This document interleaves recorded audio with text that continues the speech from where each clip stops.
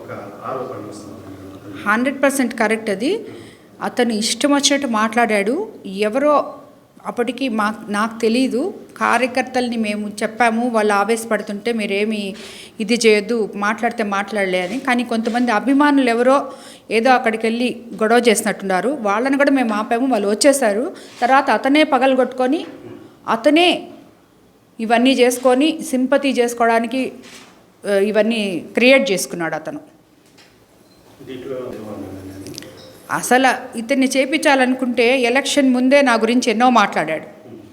అధికారంలోకి వచ్చి 13 నెలలు అయింది.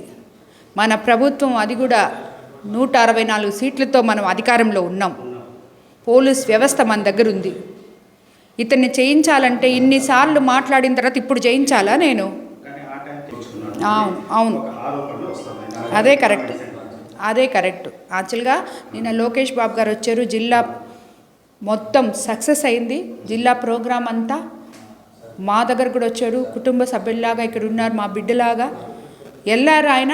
అటు వీళ్ళు డైవర్షన్ పాలిటిక్స్, వీళ్ళందరూ ఒక గేమ్ ప్లే చేస్తున్నారు డైవర్షన్ పాలిటిక్స్ చేయడానికి.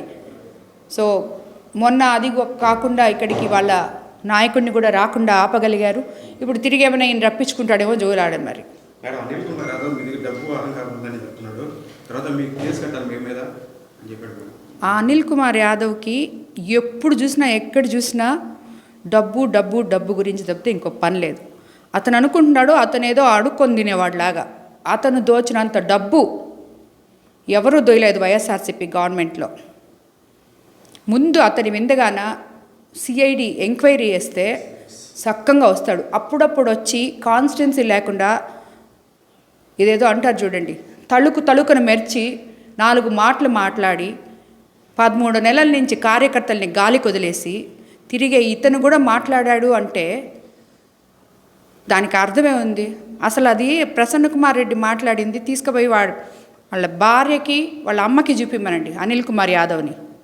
వాళ్ళు కానీ ఇతన్ని చంపలు వాయించకపోతే దాని తర్వాత ప్రసన్నకి సపోర్ట్ చేయమనండి.